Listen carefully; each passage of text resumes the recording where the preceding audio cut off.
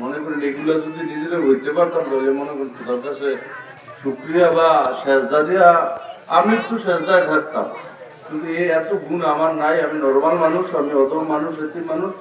আমার সবচেয়ে বড় পরিচয় বাংলাদেশ জাতীয়তাবাদী দলের নগণ্য সদস্য। এরপর আমার পরিচয় হলো আল্লাহ মোহাম্মদ খুরশেদ আলম সাহেবের সন্তান। আমার পরিচয় এতটুকু। তো সম্মানিত উপস্থিতি, আপনারা সবাই অবগত বাংলাদেশ এখন বর্তমানে নির্বাচনের ট্রেন চলমান, যার ফলশ্রুতিতে নিবন্ধিত বাংলাদেশ নির্বাচন কমিশনের অধীনে নিবন্ধিত সকল রাজনৈতিক দল সে তার রাজনৈতিক কর্মকাণ্ড, গণসংযোগ, মিটিং মিছিল সর্বত্রই করতেছে।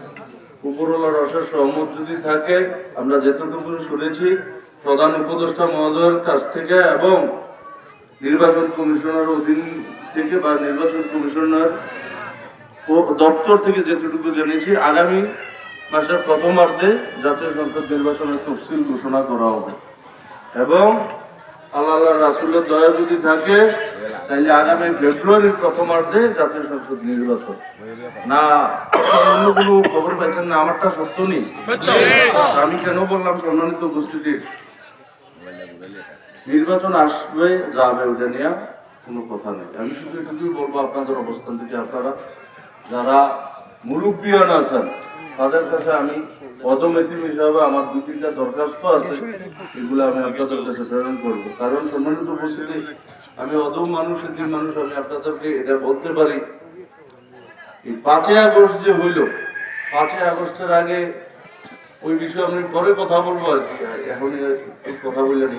5ই আগস্টের পূর্বে সাবেক সরকারের দ্বারাও কিছু মামলা বিএনপি নেতৃবৃন্দের নামে করা হয়েছে এবং আমাদের চান্দিনার আরেকজন ব্যক্তির দ্বারাও প্রায় অনেকগুলো মামলা করা হয়েছে। আমি শুধু কেন বলতেছি সম্মানিত উপস্থিতি, 5ই আগস্টের পরে যদি আমরা চাইতাম 2-4-5টা মামলা করতে পারতাম না?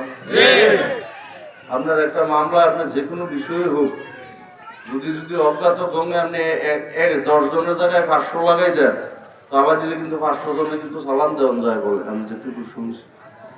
তো আমি শুধু এটুকু বললাম সম্মানিত উপস্থিতি, 5ই আগস্টের পরে আমরা একটা মামলা করছি কিনা বলেন?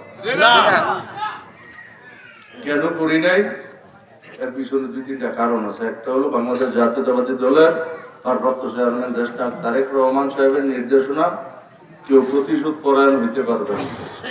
আর দ্বিতীয় নির্দেশনা ছিল ওনার, বিজয়ীর কাছে যদি পরাজিতরা আপনার সাবধানে থাকে বা বিজয়ীদের কাছে যদি পরাজিতরা আমানত হিসাবে থাকে, তাইলে এই বিজয়ের যে উল্লাসটা এটা আরো বাইরে যায়। এই ধরনের একটা স্টেটমেন্ট চেয়ারম্যান সাহেবের পক্ষ থেকে ছিল। আর আমি ক্ষুদ্র অদম এতিম, আমার যেটা ক্ষুদ্র মানুষ হিসেবে আমি আপনাদের কাছে এই বিষয়টা প্রত্যয় ব্যক্ত করতে চাই বা আমি চেষ্টা করছি 5ই আগস্টের পূর্বে যে ধরনের চান্দিনার রাজনীতিতে প্রতিহিংসাটা ছিল, এই পক্ষ আসলে ওই পক্ষ বাইর থাকে না, এই পক্ষ আইলে ওই পক্ষ বাইর থাকে না। আমি ক্ষুদ্র এতিম অদম, আমি চেষ্টা করতেছি এই ধরনের চান্দিনাতে যাতে কোনো প্রতিহিংসার রাজনীতিটা না। আমাদের সবচেয়ে বড় পরিচয় কিন্তু আমরা চান্দিনাবাসী, কথাটা বুঝেন। আপনি কোন ধর্ম, কোন বর্ণ, কোন দল করবেন এটা আপনার সম্পূর্ণ ব্যক্তিগত বিষয়। প্রেশার দিয়ে চাপা দিয়ে কোনো কিছু কিন্তু করা যায় না।